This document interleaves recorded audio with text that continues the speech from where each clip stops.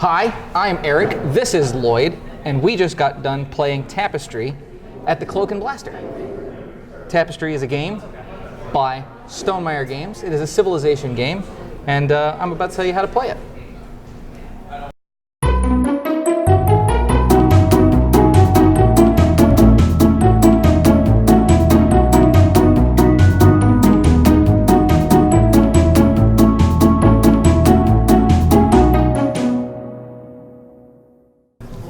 So to give you a quick rundown of Tapestry, Tapestry is a civilization game, or civilization game light is kind of what they're pitching it as.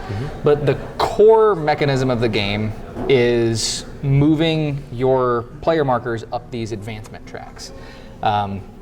On your turn, you either take an income action because you probably can't do anything else, or you move one of these cubes up on these tracks. And these tracks, every space that you go to as you move up gives you some benefit, and you have to pay a cost to do it. And they're kind of broken down into chunks. The first chunk only costs you one resource. The next one costs a specific resource and one generic resource. And they just get more expensive as they go on, but they get better as they go on. And then there's just a whole lot else in this. You have the center of the board where you get to put exploration tiles. When you explore the game, you get to pick up tiles, you get to put them down, you score points depending on their orientations. That we try to line up different land masses together, so where forest touch forest, plain touch plain, water touches water, etc. You get points for that. You can also conquer. That's what all these little cool outpost tokens are. You put them on spaces and you get points for having those spaces in your income turns. That's actually a place where there's a little bit of player interaction, because you can actually conquer places where other people are at and it topples their tower, and then they no longer control it, so when you're scoring points for that. There are all these technology cards that you can take off of the technology track here. You get to keep those, and in between rounds, typically during income or sometimes on this technology track, you can actually upgrade these technologies, and it kind of represents the different technologies that your civilization is acquiring or inventing is probably the better word there. But as you improve those technologies, you get points, you get resources, just more stuff like that. There are these tapestry cards that every time you take an income, those actually represent how your civilization moves into a new era, and it gives you a passive benefit typically, or sometimes a one-time benefit, like it'll say when played you get a bunch of stuff, or I had ones that were diplomatic. It made it so Lloyd couldn't attack me during the game. Things like that I think they would have a bigger impact with more players. And then there's also this science track here where you get to roll this, it's a D12, right? Yep. Yeah, you get to roll this D12, and it lets you move up on these tracks for free. Early on, it lets you move up for free, but you don't get the benefit of the space, and then later on, you just get to move up for free, and you also get the benefit.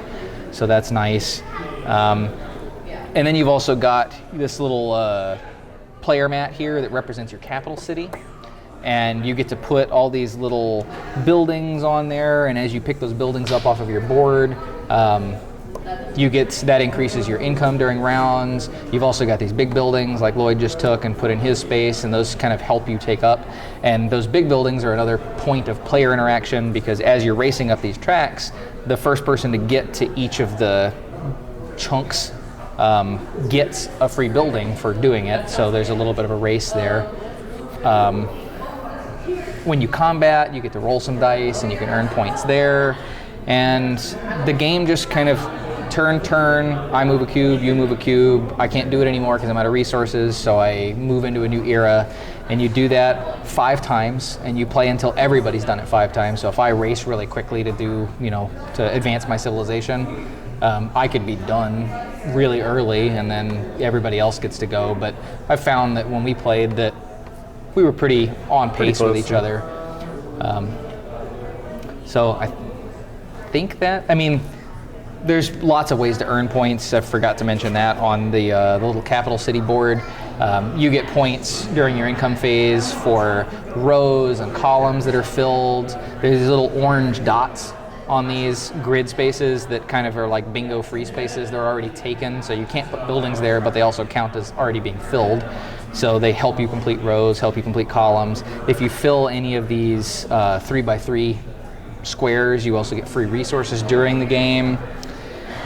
But after everybody's done their income 5 times, and that's what that's called when you move from era to era in your civilization, the game ends, and you compare scores and see who wins. So I think that's everything. I think it covered most things. I'm sure I missed something because there's a lot going on here. For the mechanism being so simple, there is a lot here.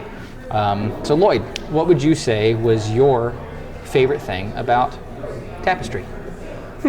Well, the one thing you didn't cover in the intro, which is my usual go-to, is variable player powers. Yeah. There's a ton of them. However, I think my favorite thing that I liked about this game was I looked at the board and I said, oh, this is going to be a typical Euro. We're going to play on our own little side of the board, solo here, solo there, solo over here, and we're not going to interact. And the game has tons of interaction because you're racing up these tracks to try and get benefits before other people. There's a bit of an area control, not really, but conquest. You're trying to take over the different areas in the middle of the map. There's actually goals that are specific to taking over areas in the map, so it forces interaction. You're also competing for some of these technologies. So there's a bit more interaction. I was expecting kind of a dry Euro and just sit back and I'm going to play my game and not worry about anything, but I'm just going to call this kind of Euro trash. Got a little bit of Ameritrash, head-to-head type of interaction, and then there's also I am worrying about my own little kind of tableau over here, but what you do affects me and what I do can affect you. In our game, you actually affected my strategy quite a bit with your diplomacy cards. I couldn't go on my warmongering rage through the middle of the map. That backfired, but so yeah, I think that was my favorite thing. Is I expected one game and it really wasn't. It was kind of broke that expectation. Yeah, I could see that.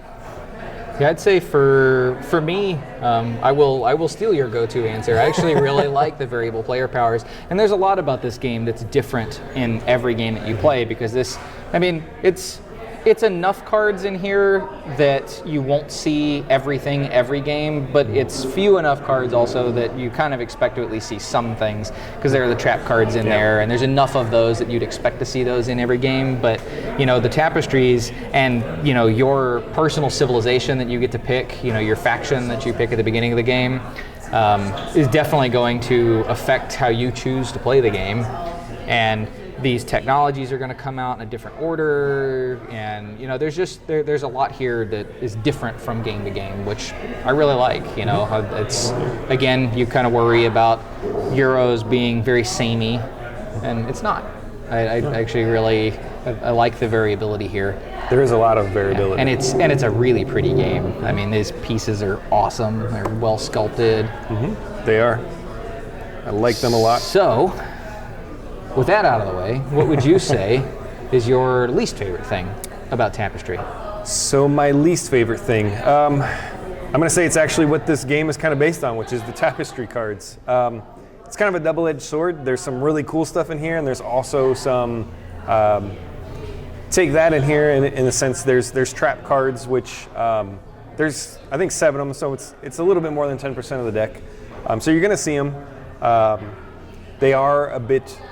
In a 2-player game, they can be very impactful when they come out. But I also think that this deck, it helps with the variability, but it also, if you're going for a particular strategy, these cards are going to randomize that quite a bit. And this is more of a tactical game than a strategic game, I think. Like, you have a strategy, but these cards are going to dictate a lot of what you do, which you found out. Absolutely. But I think I really didn't like the trap cards that were in this deck. So overall, I'm just going to say the deck. Although I do like what it's doing and it's adding variability. But I'm trying to find something that I don't like, and that was one thing that was just a feel bad moment twice in the game for me. But that being said, what didn't you enjoy? I mean, to piggyback off of that, I do have something that I didn't really enjoy, but to piggyback off of that, also having the trap cards in your hand kind of bites, because you only get these through taking specific actions in the game, and a lot of times you're kind of, you may be taking those cards because all the ones that you have in your hand aren't really what you want to be doing or aren't really beneficial for your current game state. So having those trap cards in your hand, while it feels great in that moment to just be like, ha, screw you, I had fewer options to pick to kind of adjust the way that I was going to play. I was really stuck with the other cards that weren't trap cards to play those, because again, you only get so many of those over the course of the game. But specifically, one thing that I didn't like about the game is, unlike most Euros, and maybe it's the Euro trash in this, but unlike most Euros, I didn't finish this game going, oh man, I totally get it now. If I'd have done this would have been so much better. I should have done that. I shouldn't have done that. I honestly don't know what I would do differently the next time I play. And maybe it just requires more play. Maybe it requires more players, because maybe it's just a two-player game that affected that. Because I was just limited to what you did once and what I did once, so I didn't get to see other potential emerging strategies in the game. So all I know is that I got dunked on, and I don't really know what I could have done to have prevented that. Like that, it's tough, and and that's a weird feeling to walk away from a game, because in general, usually after a first playthrough, you're kind of like, I get it. I want to try this again, so that way I can do something different. Now, to be fair, I do want to try it again. I really enjoyed it. I enjoyed the journey. I just still feel a little lost in the woods with it. So maybe that's the mark of a good game. You have to play it multiple times before you really unravel the strategy in there. You heard it here. Mark of a good game.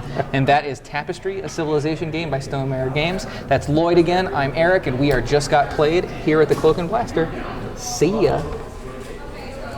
Should have gone for nuclear power, man. That was the way. Nuclear space rockets. Yep, nuclear space rockets. Space travel. That was the end of these tracks are awesome. That space travel was. Space travel was good. That made the game right there. Yep. That won me the game.